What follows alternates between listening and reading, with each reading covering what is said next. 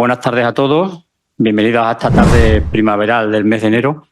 Señor delegado del Gobierno o alguna autoridad que se me pueda escapar, amigos todos, sean bienvenidos, como digo, a esta nueva jornada del ciclo que rinde homenaje al bicentenario del trienio liberal, organizado por el Ateneo de Badajoz con el generoso patrocinio de la Fundación Caja Almendralejo, que pone a nuestra disposición estas magníficas instalaciones del Paseo de San Francisco. Por cierto, hoy es San Francisco de Sales, así que felicidades a los periodistas, fotógrafos también, que son un poco del gremio.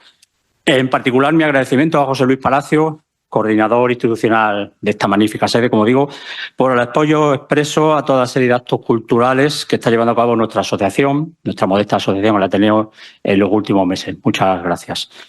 Decía Gracián, en El arte de la prudencia, que la brevedad es lisonjera, que se gana por lo cortés, lo que se pierde por lo corto, que lo bien dicho se dice presto y que, en fin, lo bueno si breve, dos veces buenos, como habrán oído ustedes. Así que voy a seguir el consejo de don Baltasar en la medida en que el foco de la atención debe recaer en nuestro invitado y no en su presentación. Seré breve, por tanto. Don Juan Carlos Campo Moreno nació en Osuna en 1961. Se ha cortado el micrófono justo en el momento que se tenía que cortar. Es licenciado en Derecho por la Universidad de Cádiz y se incorporó a la carrera judicial en 1987, después de aprobar las oportunas oposiciones. Fue vocal del Consejo General del Poder Judicial y en la actualidad ocupa plaza de magistrado en la Sala de lo Penal de la Audiencia Nacional. Se encuentra en situación de servicios especiales, pues como todos ustedes saben, hace ahora justamente un año y algunos días, si mal no recuerdo, que fue nombrado magistrado del Tribunal Constitucional, cargo que en la actualidad desarrolla. En su dilatada carrera ha ocupado también puestos de responsabilidad política, fue diputado en el Congreso, portavoz de Justicia de su grupo parlamentario, secretario de Estado de Justicia y finalmente ministro entre enero de 2020 y julio de 2021. Juan Carlos Campo, jurista de reconocida competencia, es académico correspondiente de la Real Academia de Jurisprudencia y Legislación de España y mantiene, por lo demás, un vínculo muy activo con el ámbito universitario en el que ha reunido una amplia bibliografía técnica y especializada que veníamos comentando de camino, de paseo. Es doctor en Derecho por la Universidad de Cádiz, con la tesis Los sujetos terroristas, represión penal de sus conductas. Es también miembro de la Asociación de Profesorado de Derecho Penal de la Universidad Española. Hasta el momento ha escrito 4 monografías sobre Derecho Penal y otras sobre el Estado autonómico, casi un centenar de artículos en obras colectivas y revistas especializadas, nacionales e internacionales, prólogos, recensiones, además de colaboraciones en diversos diarios. Ha impartido también multitud de conferencias internacionales e intervenido en másteres, seminarios y mesas redondas, cuya prolija enumeración les ruego que me disculpen. Sí, me gustaría señalar, en cambio, que por último, entre sus múltiples reconocimientos, la Gran Cruz de la Orden de Carlos III y la Gran Cruz de San Raimundo de Peñafort, entre otras medallas y distinciones otorgadas por prestigiosas instituciones del ámbito nacional e internacional. Hoy tenemos el privilegio de contar con don Juan Carlos Campo Moreno en el curso de este ciclo sobre el trienio liberal, impulsado desde el Ateneo, como he dicho, con el patrocinio de Caja Almendralejo. Unas jornadas que hoy concluyen, pero que dado el gran interés suscitado y la afluencia de público que hemos tenido a lo largo de las mismas, habría que replantearse muy seriamente su continuación o su continuidad. Según nos ha adelantado, el señor Campos nos va a hablar sobre algunos de los extremeños que protagonizaron el trienio liberal. Se detendrá particularmente en los debates que rodearon el desarrollo de la Constitución de 1812, en la controversia sobre la libertad de imprenta, y fundamentalmente el hito que supuso la aprobación del primer Código Penal español, en el que él está especializado, no en el Código Penal, sino en la historia del primer Código Penal español, en el que tuvo un papel destacadísimo nuestro querido José María Calatrava, NTV, meritense de toda la vida, como dicen en la capital autonómica, y que fue también ministro de Gracia y Justicia en los 2 últimos gobiernos liberales. Disertará, en fin, sobre aquella época convulsa del trienio liberal, en la que es posible trazar vasos comunicantes con los tiempos actuales, sobrados asimismo de polarización. Aunque en todo caso hablar de esto o del otro es cosa que le compete sola y exclusivamente al conferenciante. En el Ateneo, ustedes lo habrán podido comprobar, tenemos libertad de cátedra y yo les aseguro que el señor Campo, además de jurista de reconocida competencia, es un ameno y hábil conversador, que puede hablar desde el conocimiento, además de casi cualquier cosa, casi cualquier tema. Así que, sin más, agradeciéndoles de nuevo su presencia, sigo el ejemplo de Baltasar Gracián y cedo la palabra a nuestro ponente. Muchas gracias. Cuando quiera, Juan Carlos. Muchas gracias.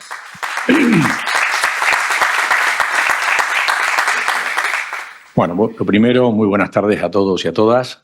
Es un placer encontrarme aquí, en este lugar, para hablar de un periodo fascinante de la historia de España y que en muy buena medida siembra muchos de los derechos y libertades que hoy recoge nuestro texto constitucional del 78 y lo que creo que es más importante, derechos que tenemos y que podemos ejercitar con unas bases de legalidad e igualdad. Pero no quiero correr tanto, vamos a ir despacio. Vayamos por partes. Y lo primero, y tras el saludo a todos, delegado, muchas gracias por tu presencia, es dar las gracias al Ateneo de esta bella ciudad, que yo, como ya veis, y Jacinto no ha estado fino, que ha dicho mi edad, pues sigo llamándole. Me gusta referirme a Badajoz como Pasa Augusta, aunque ya sé que los historiadores más recalcitrantes y más inspiradores dicen que no, que aquí nunca hubo un asentamiento romano. Pero bueno, uno ya con la edad se vuelve cabezón y rectificar o no. Así que me van a permitir que siga refiriéndome que es un orgullo estar aquí. Me van a permitir que dé las gracias a nuestro introductor y presentador, mi buen amigo Jacinto Bonabel, al que le doy las gracias, Jacinto, por invitarme y por tus cálidas palabras, salvo lo de la edad, que eso no te lo perdonaré. Lo siguiente que me propongo es decirle qué quiero en este rato, qué pretendo. Y robándoles un pedazo de su tiempo, que seguro que tienen muchas cosas importantes o no, pendientes de hacer. Aviso, pretendo poco, lo que no deja de ser una buena razón y que entendería para que alguno se levantara y se marchara. Créanme que no se lo voy a tomar en cuenta. Hacen muy bien. En serio, pretendo poner en valor unos años de enorme riqueza intelectual. Enorme riqueza intelectual donde los españoles fuimos capaces de crear marcos de convivencia. Entiéndanse, marcos legales, después hablaremos de ello, que nos condujeron a una mayor felicidad. Quizás haciendo buena aquella idea que expresó el ideólogo francés Duport en 1791, de que las leyes, las buenas leyes, son las que llevan a la felicidad de los pueblos. Y, por cierto, fruto de la serenidad y el cálculo. Fíjense, y ya voy adelantando algún contenido, lo que la Constitución de Cádiz, ese magnífico documento, y no solo porque lleve mi tierra dentro, determinó en su artículo 13. Decía, ¿qué tenía que ser? ¿Cuál es? ¿Para qué queremos un gobierno?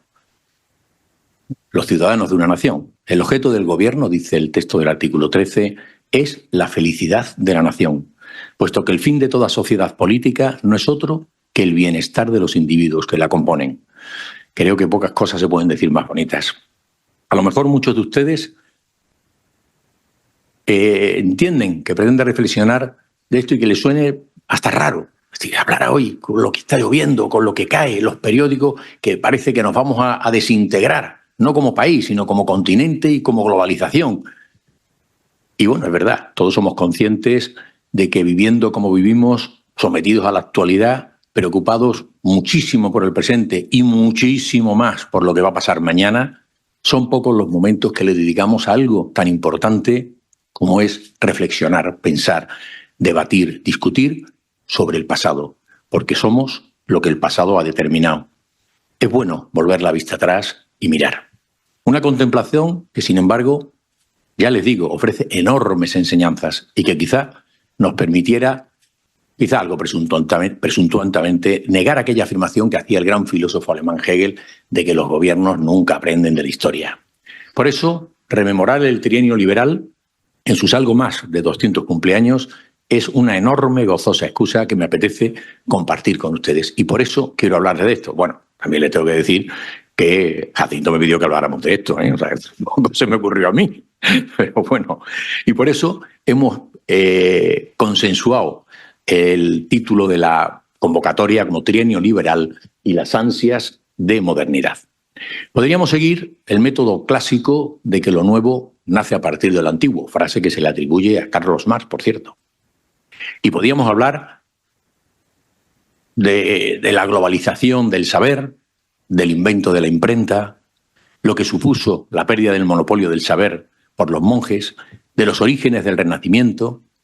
Me encantaría contarles cómo en 1417 un humanista italiano emprendió un viaje para visitar conventos de monjes alemanes en busca de manuscritos antiguos y cómo en uno de ellos descubrió el único ejemplar que había sobrevivido de una obra perdida, una obra escrita en el siglo I a.C., obra llamada De Rerum Natura, un poema filosófico de Tito Lucrecio Caro que desarrollaba una visión materialista del mundo destinada a liberar al hombre del temor a los dioses.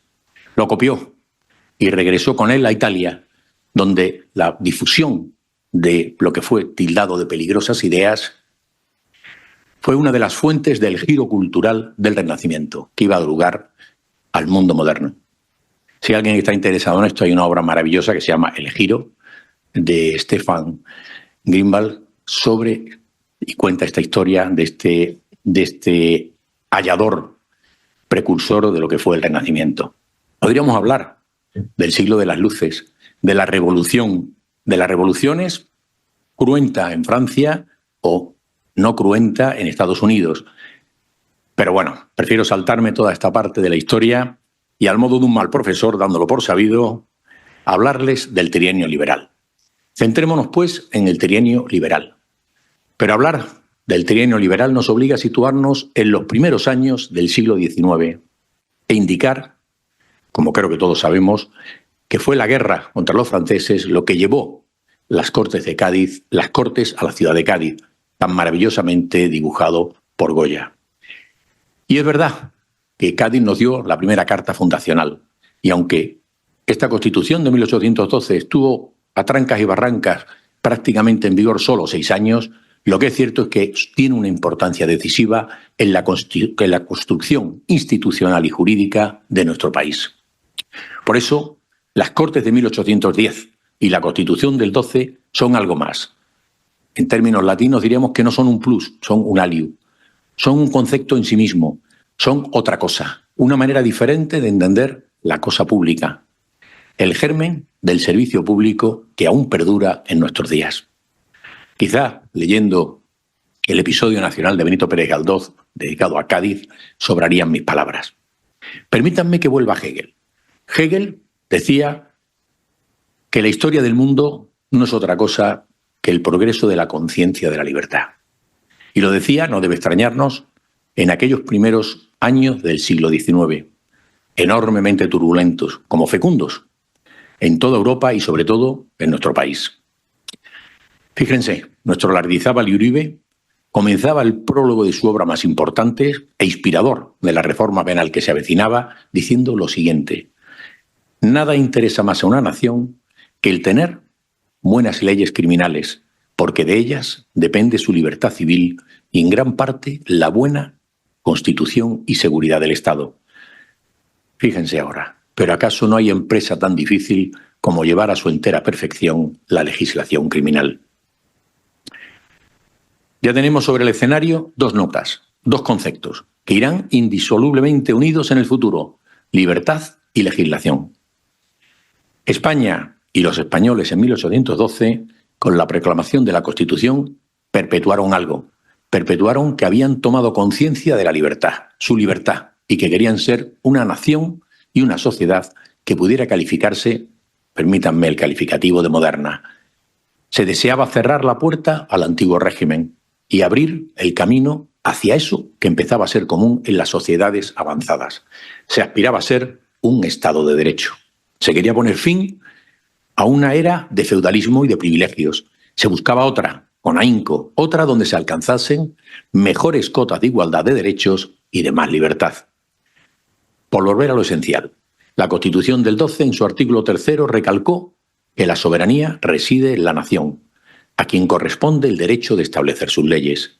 Es notorio el parecido, es curioso, con el artículo 1 de nuestra Constitución actual, donde en su artículo 1 dice que España se constituye en un Estado social y democrático de derecho, que propugna como valores superiores de su ordenamiento jurídico la libertad, ya lo vimos antes, la justicia, ya lo hemos visto, la igualdad, ya lo hemos visto, y el pluralismo político. La soberanía nacional, dice su párrafo segundo, reside en el pueblo español, del que emanan los poderes del Estado. Y en su tercer párrafo, la forma política del Estado es la monarquía parlamentaria. Pero volvamos al 12 de 1800. No se partía de cero. El Poder Judicial y la Justicia entran en la médula de nuestro Estado. El título dedicado al Poder Judicial de esa Constitución recoge, óiganlo bien, casi un tercio de los 384 artículos de la norma. Y es que solo el hecho de reconocer la existencia de ese poder, el de impartir justicia, con carácter autónomo, supuso en aquel entonces un avance sin precedentes en nuestra historia. Siempre he mantenido que el derecho es una manifestación cultural, no una cualquiera, la más importante, pues regula nuestra convivencia. Y hablamos en 1812 de tiempos de cambio, y la Constitución del 12 lo fue. Una revolución de las instituciones y de los principios que la sustentan. Llega el concepto de ciudadanía. La Constitución gaditana supuso el inicio de un proceso de reformas, créanme, sin precedentes, que permitiría al cabo del tiempo una nueva concepción de muchas cosas, pero sobre todo del concepto de ciudadanía. Para ello se dibuja todo un andamiaje diferente, una nueva vertebración del Estado y, como exigencia, una nueva articulación de la justicia, de la administración de justicia y, sobre todo, una nueva concepción de la función jurisdiccional y de las leyes que aplicar, donde los principios de igualdad y legalidad toman razón de ser. Hablamos de ciudadanos, y es que desde mi punto de vista no hay una democracia competente y digna de llamarse así si no cuenta con una ciudadanía protagonista, protagonista de la vida política, con una ciudadanía protagonista de la vida económica y con una ciudadanía protagonista de la vida social. Solo una ciudadanía fuerte que ejercite todos sus derechos en pie de igualdad y cumpla con sus obligaciones genera democracia de calidad. No estaría de más recordar en este contexto que una sociedad de ciudadanos gobierna, mientras que una sociedad de individuos es gobernada.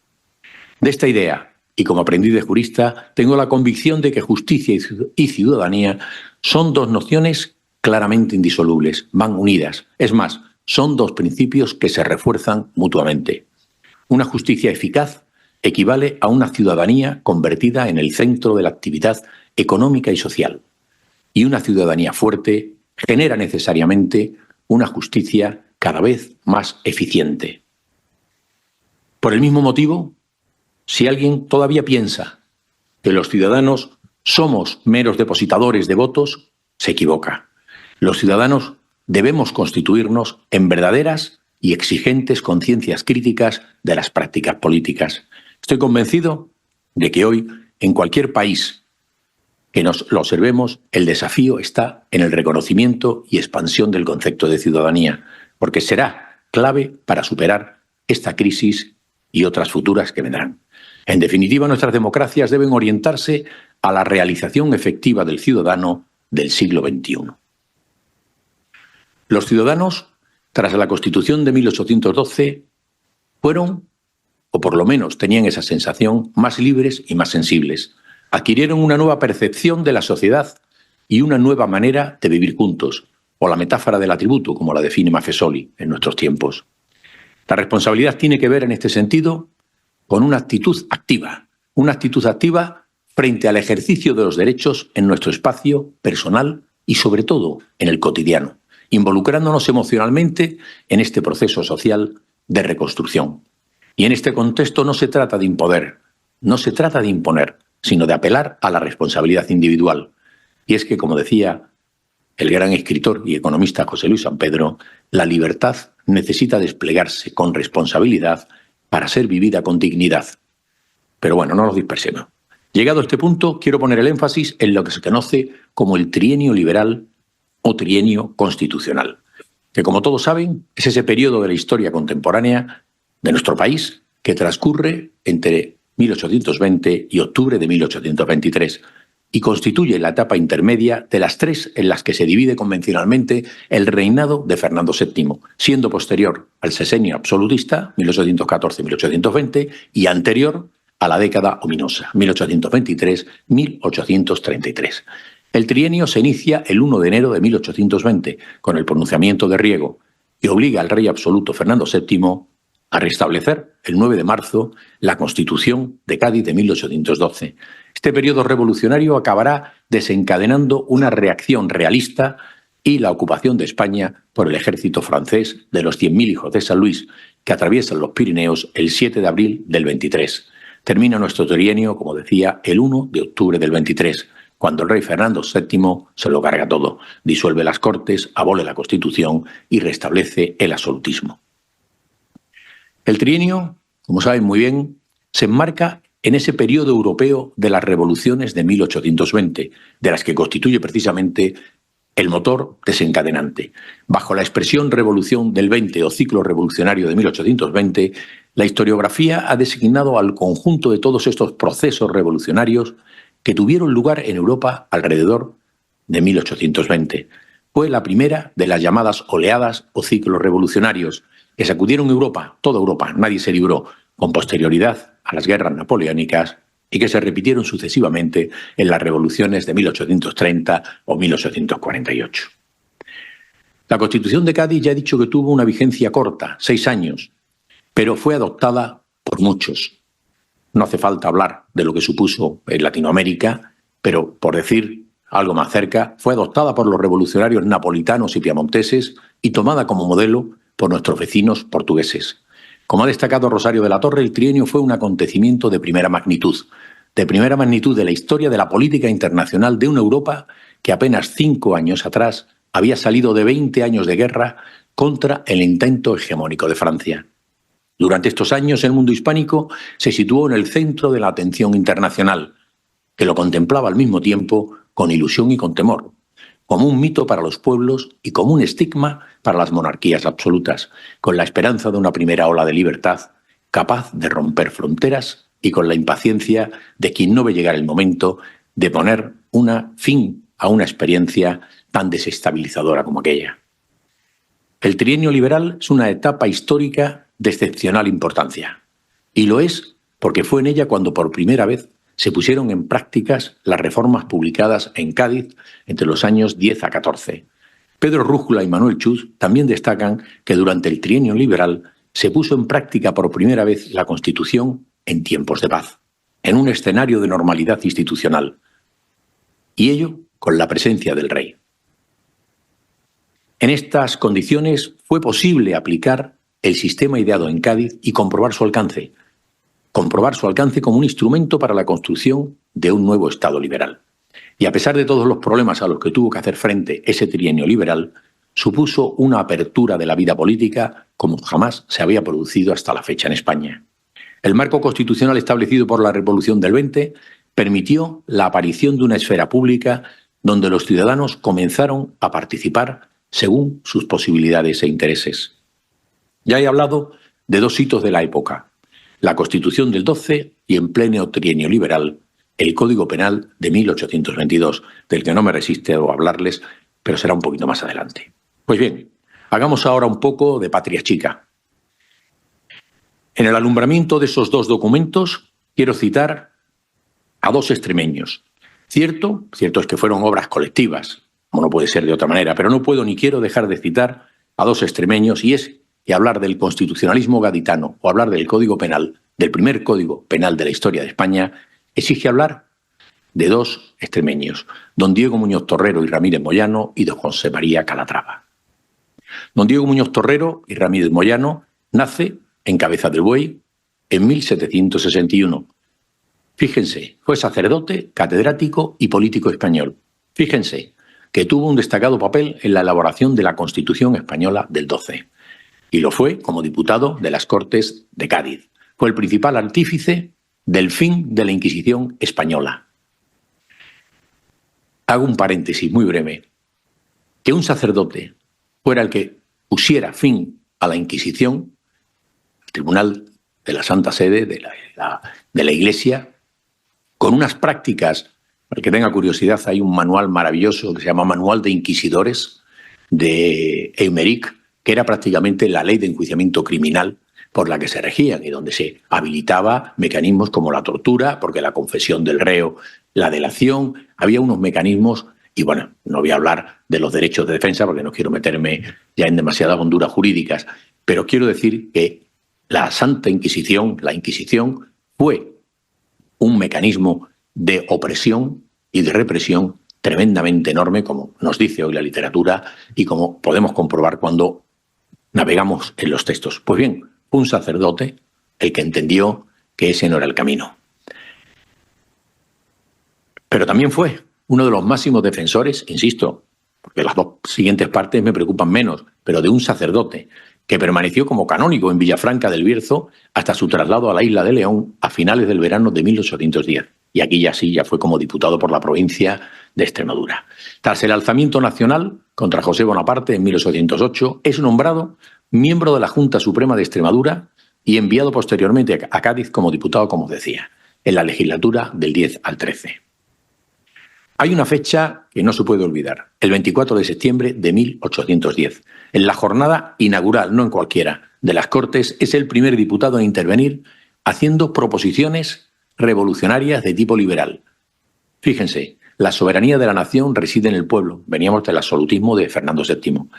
Habló de la necesaria separación de poderes. Instó a la abolición, como os decía, de la Inquisición en España. Habló de la necesidad de la libertad de prensa y como instrumento de garantizar la libertad de los diputados exigió la inviolabilidad de estos, la inviolabilidad de los diputados, y consiguiendo con toda su energía la aprobación de 2 decretos que creo que son fundamentales en la historia jurídica y democrática de este país, sobre la libertad de imprenta, en contra de la postura del inquisidor Riesgo, con opiniones tales como que la censura previa es el último asidero de la tiranía. Fíjense qué frase, la censura previa es el último asidero de la tiranía. Decir esa frase a comienzos del 19 era poco más o menos que jugarse el cuello, permítanme la expresión. Pues él la dijo. Es una frase que justifica una vida pública. Hoy, nuestro Tribunal Constitucional reitera una y otra vez que todo individuo tiene derecho a la libertad de opinión y de expresión. Este derecho incluye el de no ser molestado a causa de la emisión de opiniones, el de investigar y recibir informaciones y opiniones, y la capacidad para difundirla sin limitación de fronteras, y ello por cualquier medio de comunicación, matizando el propio Tribunal Constitucional que es preciso subrayar que la peculiar dimensión institucional de la libertad de expresión, en cuanto que es garantía para la formación y existencia de una opinión pública libre.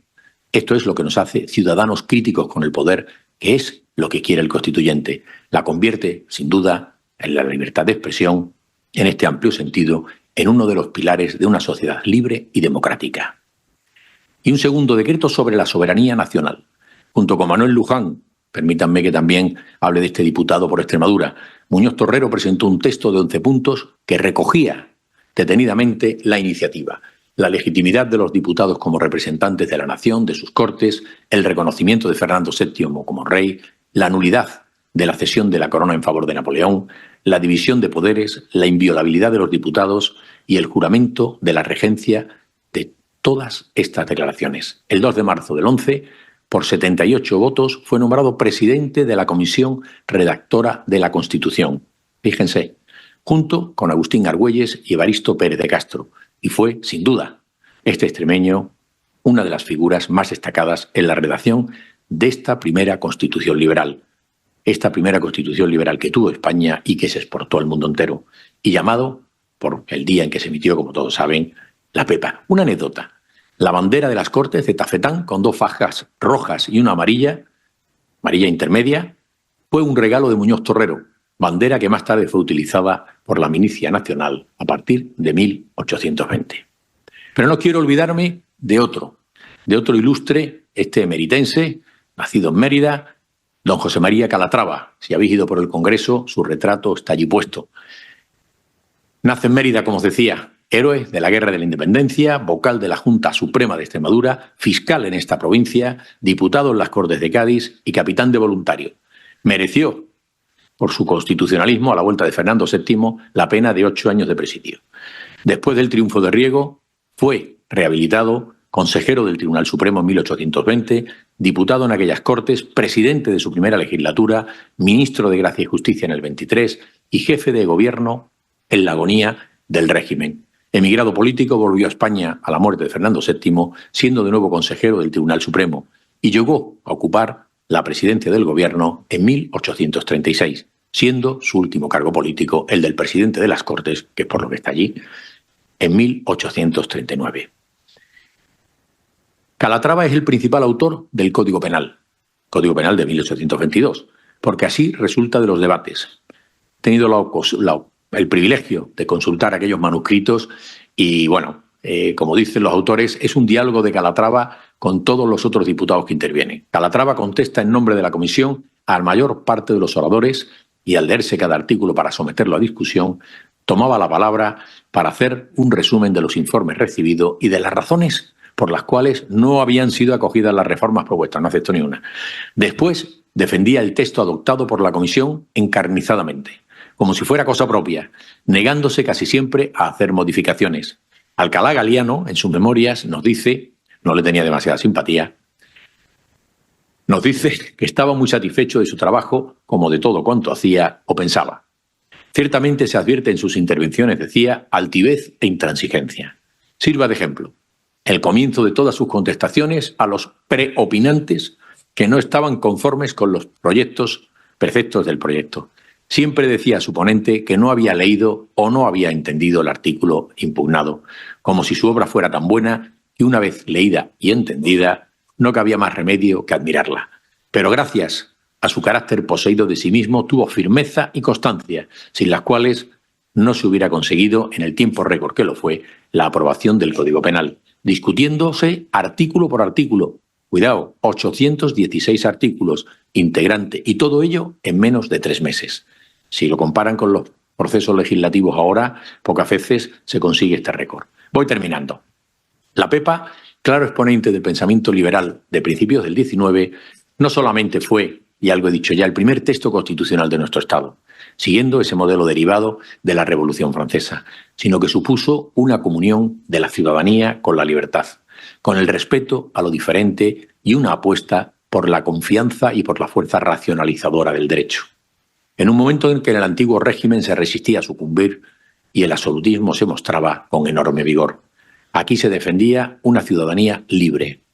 Como escribió Mario Naindía en su brillante estudio sobre la Constitución de Cádiz y la construcción de la nación, decía, la patria no es el lugar donde se ha nacido, sino el lugar donde uno es libre y puede luchar para que todos los demás lo sean.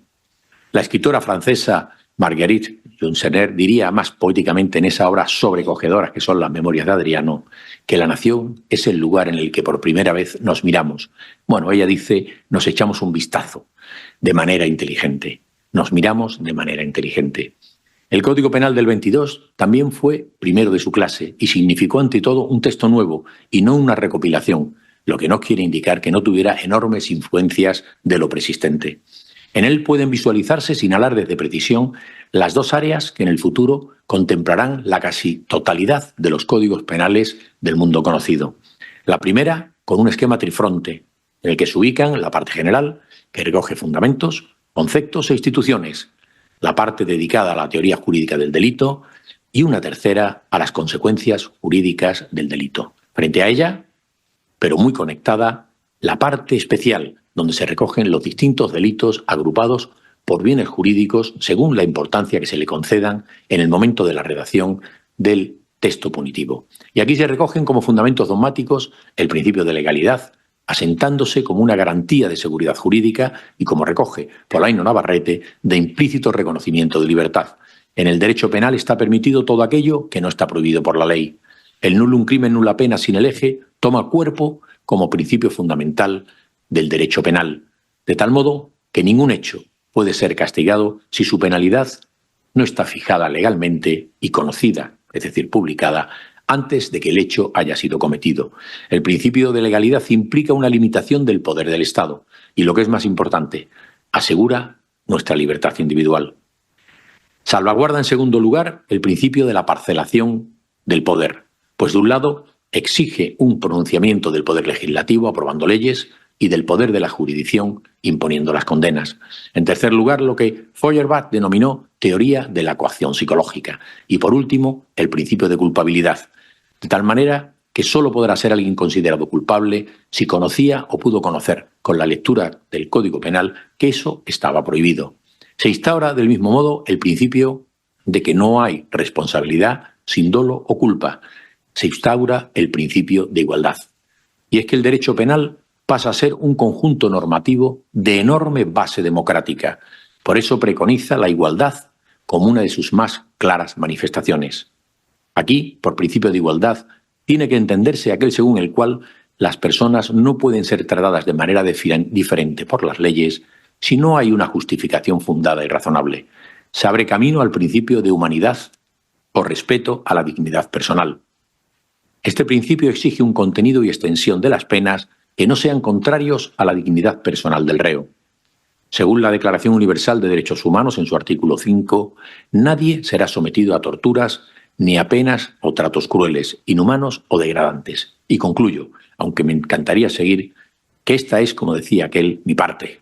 Pero acabo de hablar de la proscripción de los tratos inhumanos y degradantes y no quisiera yo ser autor de ellos, aburriéndoles ya con mis palabras. Pero decir que no puedo hacerlo sin una mínima mención al principio de proporcionalidad o prohibición del exceso. Aquí hablamos de Beccaria, hablamos de Lardizábal y Uribe. Beccaria, el marqués de Beccaria, es el auténtico revolucionario del derecho penal.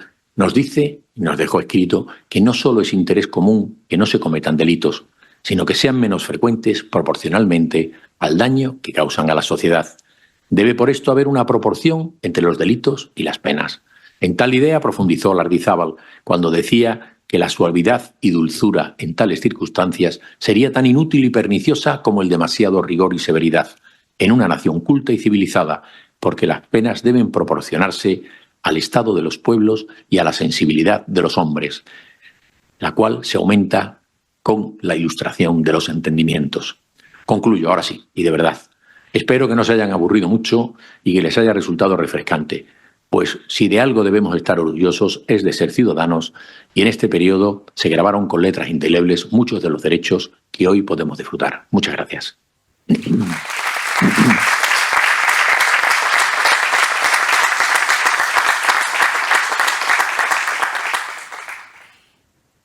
Muchas gracias a ti, Juan Carlos, por esta brillante exposición de los principios que fundamentaron el trienio liberal y particularmente por poner de relieve o de darle la relevancia que tienen dos figuras, dos insignes extremeños como son Muñoz Torrero. Parece que el autor intelectual de la Constitución y Calatrava, parece el autor material del Código Penal del 22. Yo siempre digo que si en España tuviéramos un Monte Rushmore, como tienen en Estados Unidos, no de padres fundadores de la patria, sino de padres del constitucionalismo, nos faltarían sin duda Muñoz Torrero y Calatrava en ese Monte Rushmore. Pues eso, agradecerte enormemente esta brillante exposición y abrir a continuación el turno de preguntas, si tienen ustedes a bien hacer alguna a nuestro ponente. Bueno, me ha gustado muy bien su conferencia, pero da una visión un poco idealista. En 1799 se creó en el Reino Unido el Plan Maitland, que pretendía que las provincias hispanoamericanas pasasen a ser independientes, o sea, depender, cambiar de dueño. Y fomentaron, pues, por ejemplo, varios movimientos en España, como el general Riego, que tenía que haber ido a una cosa y traicionó su misión para hacer otras cosas. De eso se beneficiaron los ingleses. El Plan Maitland es poco conocido en España. Sí, no tengo más que ratificar lo que usted dice, pero sí digo que esto no desmerece la importancia que tuvo el trienio liberal. En ese proceso se habla de trienio liberal porque, bueno, por las tres fases en las que he hecho mención del reinado de Fernando VII y porque es así conocido por la historia. Pero realmente, por eso he dicho que nada nace espontáneamente y aquello fue creo que otra cosa. Lo que decía no fue un plus, fue un aliud, porque realmente marcamos por primera vez el concepto de ciudadanía y de igualdad como un marco de convivencia. Y por eso decía que esos textos legales tienen como manifestación cultural, que el derecho, la máxima relevancia. ¿Por qué? Porque nos dimos una carta fundacional los españoles para poder decir cómo queríamos gobernar y es cómo queríamos ser gobernados. Y por eso decía que una ciudadanía es la que gobierna frente a los súbditos que son gobernados.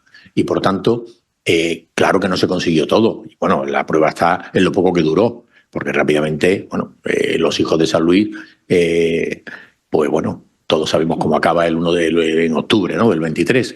Y el restablecimiento del absolutismo y, bueno, la turbulencia del siglo XIX que no acaba hasta la mitad del siglo XX. Esa es la historia, y no solo la española.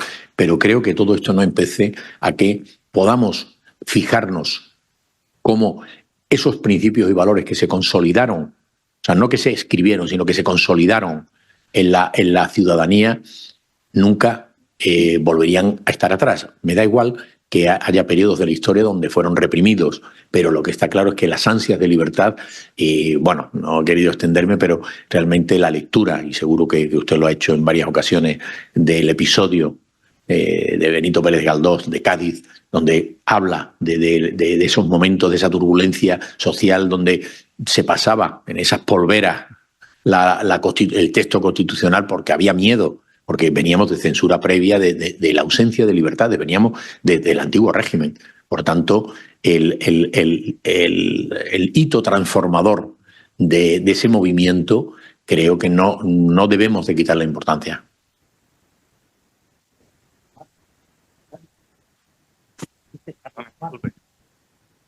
No, que Carlos Marx y Federico Engel, que no son precisamente fascistas, aunque pueden que sean machistas, en las Cortes de Cádiz dijeron pues una cosa no muy laudatoria. Pues muy bien, hicieron uso de su libertad de expresión. Buenas tardes. A mí me gustaría centrarme en un punto muy concreto de la Constitución de 1812 y, si puede, también extrapolarlo a la Constitución que tenemos de 1978, del régimen actual. Y es el concepto de representación. Usted sabe que la representación como magistrado, ya Marsilio de Padua en el siglo XIII, el filósofo, establecía que no existe representación si el representante no era elegido uninominal y directamente por los representados. Lógicamente hay muchos ideólogos también hoy que ponen en crisis el concepto de representación de los representantes diputados del Congreso de los Diputados, puesto que no son elegidos ni uninominalmente ni directamente por el pueblo, ya que la mónada mínima del distrito no existe y existen listas de partidos. En la Constitución de 1812 existían los partidos políticos, efectivamente, existía el liberalismo moderado, el liberalismo más progresista, el Partido Conservador, etcétera, etcétera, etcétera. Entonces me gustaría saber cómo se elegían los representantes en aquella época. Me imagino que, claro, no sería como en los estados constitucionalistas de Estados Unidos, puesto que allí, con la Constitución suya, la representación era verdadera representación formal, uninominal y directa a través del distrito. Imagino que en el siglo XIX y a principios del siglo XIX, claro, el índice de alfabetización de este país era muy bajo, las élites eran las que ocupaban o se erigían en representantes, la monarquía, la gente que estaba dentro de la monarquía, de la aristocracia, de la burguesía. Y me gustaría que extrapolase esto a la Constitución de 1978 de hoy. ¿Usted verdaderamente cree que existe representación de verdad en el Congreso de los Diputados? A ver, es una respuesta que necesita tiempo, pero bueno, voy a intentar sintetizarla por no impedir a otros concurrentes que puedan formular las suyas. A ver, yo lo que sí creo claramente es que la Constitución habla en su artículo primero, en su párrafo primero, de que el pluralismo político se convierte en uno de los ejes vertebradores del país, de la nación, del Estado social y democrático de derecho, junto a la justicia, la libertad y la igualdad. Y después en el artículo 6 dice que la política se articula a través de los partidos. Entonces, tenemos una ley fruto del consenso, que es la ley orgánica del régimen electoral, que optó por un modelo. Y bueno, hay listas de manera diferente en el Congreso y en el Senado, pero creo que podemos sentirnos orgullosos del sistema democrático que tenemos. O sea, creo que hay un sistema de representación que, con matices, y porque bueno, al final hay modelos diferentes. Nosotros estamos veníamos de una situación de represión donde no había partidos políticos, y entonces la ley orgánica de régimen electoral general lo que potenciaba en aquel momento era una concentración. Y por eso se ha hablado del bipartidismo como un mecanismo que nunca ha sido tal. Siempre ha habido partidos importantes, es verdad que de corte territorial, nacional, más puntual, pero siempre ha habido más partidos. Pero realmente ha habido dos bloques hegemónicos que, bueno, siguen manteniendo. Toda la deriva de los últimos años, pero que se siguen manteniendo. Y, bueno, responden a una decisión libre de los ciudadanos donde, conforme al sistema que nos hemos dado, lo hace. Hay otros países que tienen otros sistemas de representación y hay unas fórmulas diferentes. Bueno, bien, su postura negativa me parece muy bien, pero lo que le quiero decir... que son partidos políticos del Estado. Y de esos lodos vienen, de aquellos lodos vienen estos barros. Si los representantes del pueblo son elegidos por una lista de partidos, en donde el jefe de partido elige a su representante, el pueblo no elige directamente, refrenda. El refrendar, ¿qué pasa? Pues que no existe separación de poderes, que es lo que existe actualmente en este país. No hay una separación de poderes entre el legislativo y el ejecutivo. Es lo mismo, es exactamente lo mismo. Cuando en el constitucionalismo norteamericano la separación de poderes, el poder ejecutivo es enemigo íntimo del poder legislativo y el legislativo del ejecutivo. El ejecutivo lo que tiene que hacer es ejecutar las leyes y no hacer leyes, como se están haciendo aquí, mientras que el legislativo es el que tiene que hacer las leyes. Aquí está todo mezclado, el ejecutivo hace las leyes, el legislativo lo que hace es hacer lo que dice el ejecutivo. ¿Qué partidos políticos del Estado? Partidos políticos del Estado, subvencionados por el Estado. ¿Dónde están los partidos políticos en la sociedad civil? No existe. La partidocracia existe estatalmente, no en la sociedad civil. Los partidos políticos americanos son de la sociedad civil. No están subvencionados ni con un solo dólar por el Estado. Entonces, si los partidos políticos estuviesen en la sociedad civil, estaría de acuerdo. Pero es que están en el Estado, están incrustados en el Estado, subvencionados por el Estado. ¿Cómo puede decirme que desde una lista de partidos del Estado puede surgir una representación uninominal y directa verdadera del representado al representante? No lo entiendo. Bien, escapa del tema del trienio liberal y entenderá que por la posición que ocupo no debo manifestarme, pero no estoy de acuerdo con lo que dice.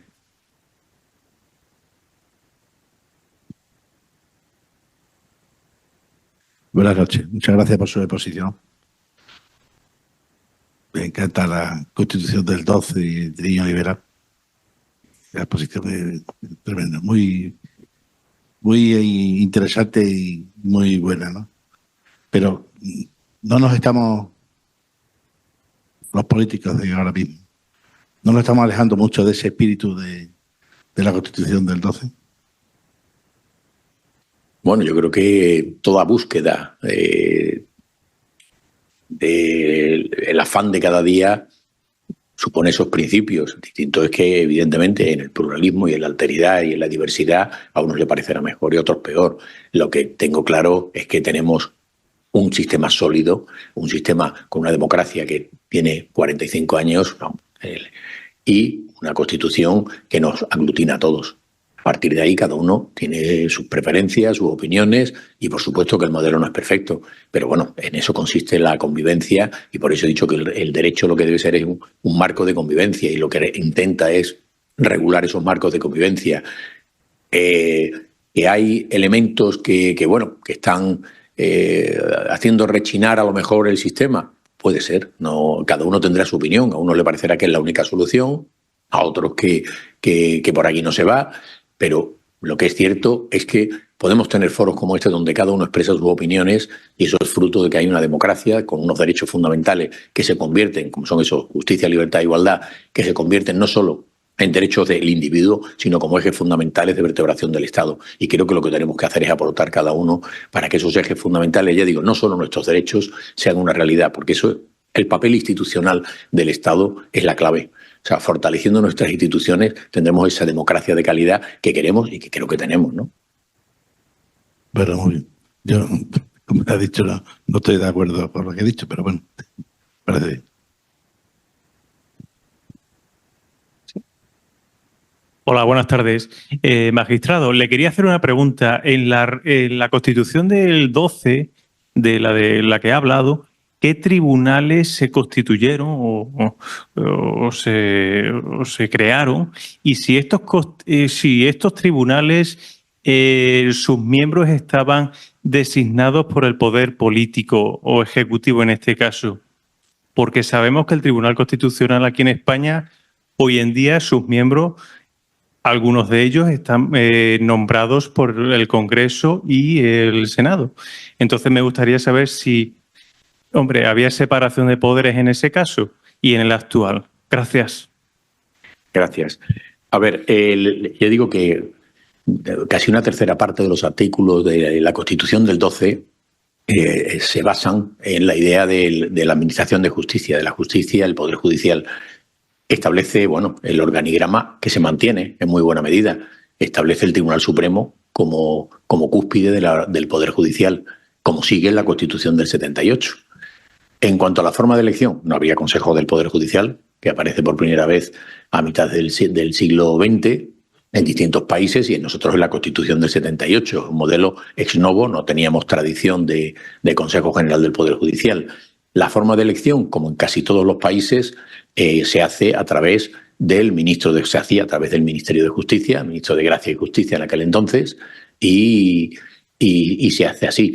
La elección del Tribunal Constitucional, también de corte nuevo, es una conformación para garantizar los derechos fundamentales de los ciudadanos fundamentalmente, y bueno, las cuestiones de inconstitucionalidad o recursos de inconstitucionalidad, pero su forma de elección, cada país utiliza un modelo.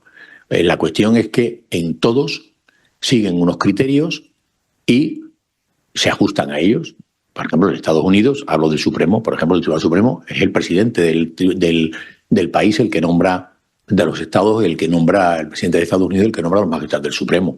Los magistrados del Tribunal Constitucional de cada país de nuestro entorno tienen una conformación diferente. Por ejemplo, llama mucho la atención cuando se dice que el presidente del Tribunal Constitucional francés es Laurent Fabius, que fue el primer ministro, y uno de los magistrados es Alain Juppé, otro que fue primer ministro. O sea, por tanto, los tribunales constitucionales tienen esa conformación. Hay algunos que incluso establecen la obligatoriedad de haber tenido responsabilidades políticas para poder acceder a este tipo de órganos, al Tribunal Constitucional. En nuestro país hemos optado por un modelo de atender de los 12 miembros que tienen un periodo de 9 años, pues cada 3 años hay un cambio, hay una renovación parcial y esa renovación parcial se hace en función de un cupo, Congreso, Senado y el último cupo, 2 el Gobierno y 2 el Consejo del Poder Judicial. Y eso es lo que hay. Se hace entre juristas de reconocida competencia y bueno, falta mucha cultura, porque no tenemos tradición, no por otra cosa, sobre el entendimiento de lo que son las relaciones, el establecimiento de relaciones entre el Tribunal Constitucional y el Tribunal Supremo. Y digo, falta pedagogía y falta asimilación por la ciudadanía, porque son conceptos muy nuevos. Es como el Consejo General del Poder Judicial. Tiene también una figura nueva y bueno, hoy, como todos saben, sumido en una enorme controversia, porque bueno, dice la Constitución que dura 5 años y la Ley Orgánica del Poder Judicial que no cabe la renovación de los miembros, de un vocal no puede volver a ser en el siguiente. Bueno, pues ya llevan 10. Bueno, eso no podemos decir que el sistema esté funcionando correctamente. ¿Eso quiere decir que se invalida el modelo? No, lo que hace falta es pulir su gestión y me he pronunciado en muchas ocasiones sobre ese particular. Bueno, yo le agradezco en primer lugar el repaso histórico verdaderamente ejemplar y revolucionario. La muerte de Muñoz Torrero, por ejemplo, y la Calatrava, pues verdaderamente heroica, ¿no? Yo creo que debiéramos como sociedad y como individuos dar más prioridad a los problemas actuales a nivel local, nacional y planetario y universal. Entonces, yo la pregunta y reflexión que le lanzo es que, hablando de democracia de calidad, como dijo usted, el ejemplo del Consejo General del Poder Judicial pues es verdaderamente bochornoso, es una burla, en fin, es un gallinero, y entonces la división de los 3 poderes pues si se profundiza un mínimo, pues es bastante mejorable y ridícula. En fin, es bochornoso. Y entonces, el ejemplo de Carlos Lesmes a mí me parece excepcional y muy bueno, de valores humanos, porque llega a un grado de saturación del gallinero antidemocrático, en el mejor sentido de la palabra democracia. Entonces, la cuestión de preguntar hasta qué punto aguantar todo el maquillaje y la parafernalia de todo el montaje institucional del aparato estatal. Entonces, hay momentos que a mí me parece muy digno, repito, y ejemplar la postura del señor Carlos Lesmes de dimitir como una salida honesta y coherente. Y luego, de forma paralela, a nivel de la ONU, pues el Consejo de Seguridad resulta que una nación puede echar por tierra todo. Entonces, el nacimiento de la ONU fue maravilloso. La Segunda Guerra Mundial, horrible, etcétera, etcétera. Entonces, es nuestro vecino y querido Antonio Guterres, secretario general de la ONU, pues es maldito y se convierte, en vez de juez y víctima, se convierte, o sea, al revés, en vez de juez se convierte en víctima. Y entonces, porque denuncia... Disculpe un momento, un segundo, perdone que le interrumpe, que no parece... Es lo que quiero hacer, el paralelismo sí, pero que su oposición no deja... ¿Quiere hacer una pregunta en concreto? Sí. Quiero hacer un paralelismo, una reflexión, una pregunta con la dimisión de Antonio Guterres. Si cualquiera de nosotros y don Juan Carlos estuviera en su lugar, si sería la más digna de dimitir, igual que hizo Carlos Lesmes. Quiero decir que a nivel nacional y a nivel internacional hay a veces la única salida de este mare magnum, de esta horrible, si se quiere ver, es dimitir a nivel individual. Coherencia y dignidad. Muchas gracias por su exposición. Vamos a ir terminando. ¿Alguna otra pregunta que se cierne exclusivamente al trienio liberal, sin entrar en consideraciones políticas, de actualidad, etcétera? Y cerramos, si me lo permiten. Por allá que el caballero. Yo quisiera un momentito. Sí, bueno, pues entonces... un momentito, por favor. Entienda que no me voy a pronunciar sobre esos temas. Son temas que pueden llegar al tribunal y que comprometerían mi imparcialidad. Por lo cual, disculpe, claro que tengo criterios sobre todos los temas que he hablado. Y unos me parecen bien, mal, regular, pero creo que no debo de exteriorizar ninguna opinión, no porque no haya sido el tema con el que se me ha convocado, que no tendría ningún inconveniente, sino precisamente es por el respeto al cargo que ostento. Y, por tanto, creo que no debo de pronunciarme sobre temas de actualidad que pueden comprometer la apariencia de mi imparcialidad. Buenas noches. Claro, con su intervención esta última me ha contestado casi a lo que yo le iba a preguntar, ¿no? Y es que, ¿por qué? ¿A qué viene esa pretendida nueva definición de los actos de terrorismo? Y también por qué esa actitud tan machacona de su colega, el juez García Castellón. Muchas gracias. Perdone por una quizá inoportuna pregunta. La doy por contestada. Bueno, vamos a darla por contestada ya. Bueno, una última pregunta, pero por favor nos ceñimos al tema. Gracias. Buenas tardes. Yo creo que sus contestaciones pues, son de un profundo conocimiento de las leyes y que nos supera a todos. A mí, por ejemplo, me supera el pensar que en Madrid comen 7 millones de personas todos los días y eso es porque las cosas funcionan bien y que llevamos en el periodo de España 70 años que no ha habido una guerra, no ha habido un riego, no ha habido comuneros, no ha habido germanías, no ha habido... Entonces, yo no sé cómo puede funcionar todo esto. La verdad, cuando me pongo a pensar, digo, si es que hay un exceso de leyes, ¿cómo se pueden poner de acuerdo en el gobierno? ¿Cómo puede funcionar? No lo consigo comprender. Y lo que le quiero preguntar es, ahora mismo, ¿qué libro aconseja usted de política liberal o de gobierno liberal o de futuro liberal que podamos tener? Porque yo ahora lo que veo es un poco más un tema, como dijo Pedro Solbes. Le escuché una afirmación que me gustó mucho. Dice, estamos en una zona, en una situación, a ver si lo recuerdo bien, como en un Estado federal, en la clandestinidad, donde ninguna de las autonomías se hace responsable de sus actos. Y parece ahí que hay un poco que estamos como en un régimen feudalista, entonces no sé si me he explicado bien. Algo que me dé a mí un poco decir en qué parte estamos. Me pide consejo sobre un libro que sea la gran llave para entender el mundo moderno. Y le voy a contestar como me contestaba mi catedrático de Derecho Romano: no me des consejos, que yo ya me equivoco solo.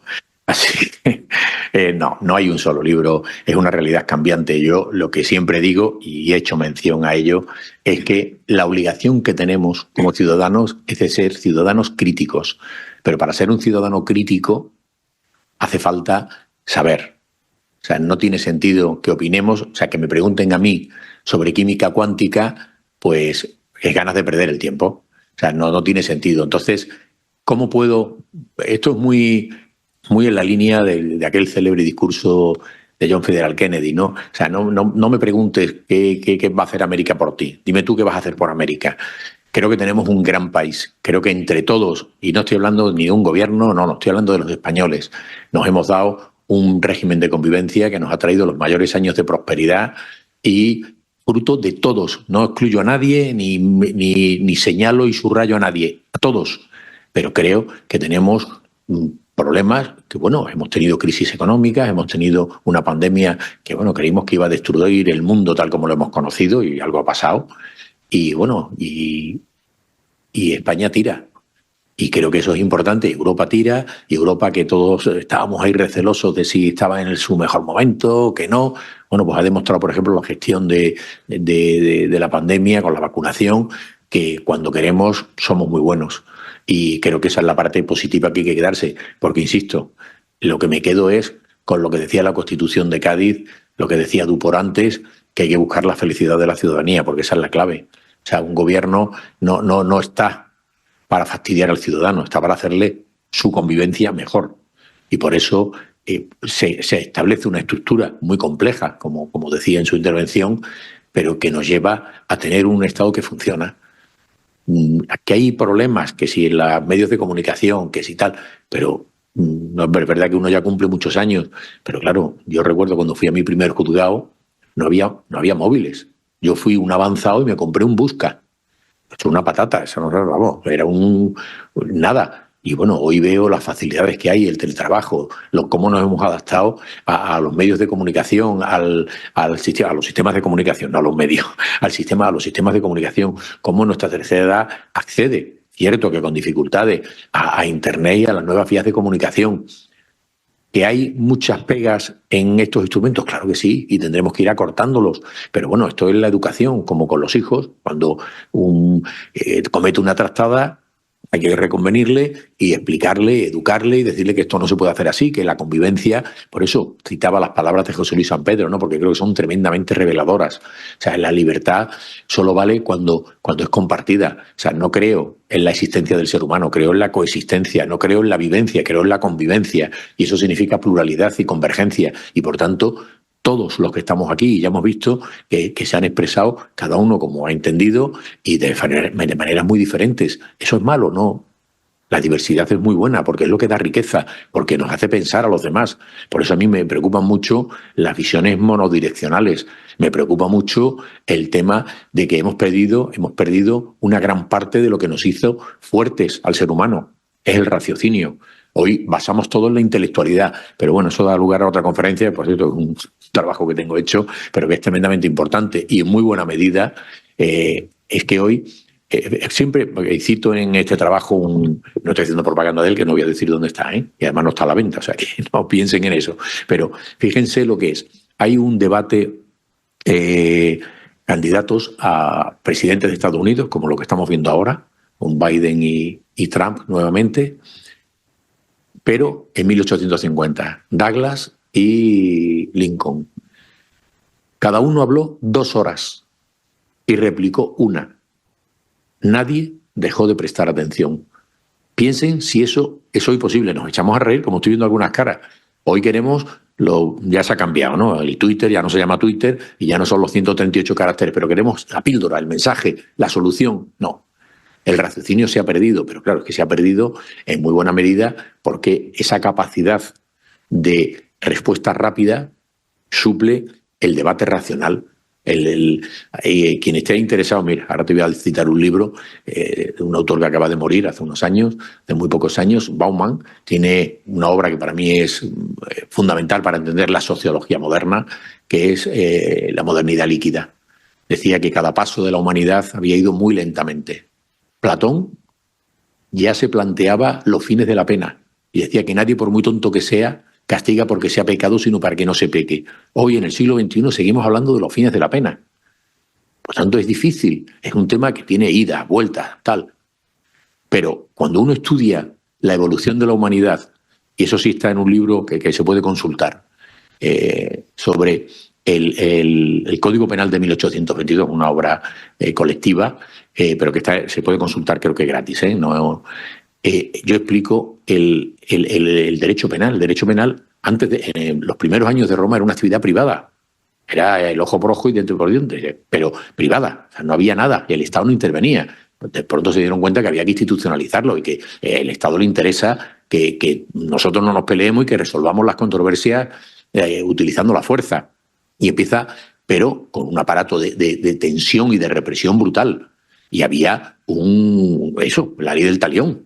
Ojo por ojo y diente por diente. Bueno, pues Santo Tomás, hay una serie de autores ahí que van modulando y basculando la humanización del derecho, que también lo he citado como uno de los grandes aportes del Código Penal de 1822. Y llegan a dos personas que son los verdaderos transformadores del concepto moderno de derecho penal liberal o de ejecución penitenciaria liberal, como son el Marqués de Vaquería y John Howard. La historia de John Howard es apasionante. Este es un señor británico que se va a Francia, a Portugal, por vía Francia, claro, para atender al terremoto de Lisboa. Y lo meten preso los franceses y ve la dureza de las prisiones en Francia. Cuando lo liberan, vuelve a Inglaterra, lo hacen director encargado de una de las prisiones más importantes del país y escribe sobre la función de la pena. Y eso es prácticamente hoy el balbuceo de lo que es el derecho penitenciario moderno. Que si han visto la película Cadena Perpetua, es el mejor manual videográfico que hay sobre el derecho penitenciario moderno. O sea, todas las fases en las que se entra y que se persigue con la pena. Y entonces, bueno, eso es lo que precipita en leyes de ámbito marco general de convivencia, como es la Constitución del 12, o en ese periodo liberal, en 3 meses sale un código penal que es una joya. ¿Es perfecto? Claro que no. Claro que no. Perfecto ni nada. No hay obra humana que eso. La cuestión es que podemos decir que a lo mejor es una obra imperfecta, pero lo que no deberíamos de estar retocándola todos los días, porque claro, pierde los hilos conductores, que es lo que nos pasó con el Código del 73, que prácticamente se remontaba al de Pacheco de 1848. Y, bueno, el Código Penal de la Democracia lleva, me parece que son 45 reformas. Entonces, bueno, esto es complicado porque además son normas que afectan a derechos fundamentales, como afecta a nuestra libertad y a nuestra cartera, y por tanto debemos de tener mucho cálculo y mucha meditación en sus modificaciones. Pero bueno, también la vida y los tiempos, vivimos, esto lo decía Ketama, vamos a quitarle seriedad al tema, vivimos en la era de la prisa. Entonces, bueno, esto es lo que hay. Y entonces, bueno, tenemos que aportar cada ciudadano ese sosiego, esa reflexión en cada uno de nuestros movimientos. Porque en todo y cada uno de nosotros se basa la democracia. Por tanto, esto no vale decir que lo hagan los partidos, el gobierno. No. Cada uno en su tarea cotidiana tiene la responsabilidad del Estado, en su faceta. El maestro, el cirujano, el juez, el que sea. El taxista, sea lo que sea. Y por tanto, creo que la convivencia y la concurrencia de intereses divergentes no es problema. Vivir en lo diferente, el pluralismo es la base de la riqueza. Cuando hay una visión monotemática del tema, no avanzamos. Hay petrificación social y seguramente algo de eso está pasando. Todavía no he terminado. Una cosita. Perdón, vamos a terminar. Bueno. En la época... No, pero cortamos ya. Sí. Fue funcionario de prisiones. No, Javier. Y siempre decía que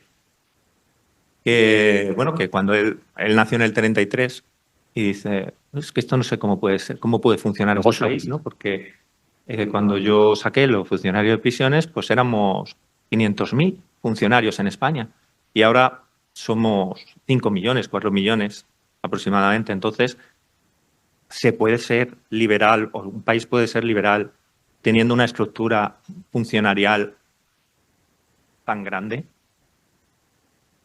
Bueno, se puede ser perfectamente. La cuestión es que esté dimensionada y la cuestión es cuántas prestaciones sociales. Esa es la idea del funcionario público, pero bueno, creo que el tener en cada localidad, en cada pueblo de España, atención médica, atención educativa, atención de todas las ramas de una estructura compleja, con una administración central autonómica local y por encima de esta local en muchos aspectos las diputaciones. Bueno, eso requiere personal que lo hagan. La cuestión es que tienen que tener son criterios técnicos para estar ahí, ¿no? O sea, no lo veo, no veo ningún inconveniente en ello. Bueno, si nos lo permiten, vamos a cerrar el turno de preguntas. Vamos a quedarnos con la reflexión que ha hecho anteriormente entre el artículo 13 de la Constitución, la felicidad de la nación y la modernidad líquida de Zygmunt Bauman como colofón de esta conferencia, que ha estado muy interesante. Agradecerles de nuevo a nuestro ponente su magnífica exposición y finalizar con un obsequio que vamos a entregarte de parte del Ateneo. Y muchas gracias a todos ustedes por venir.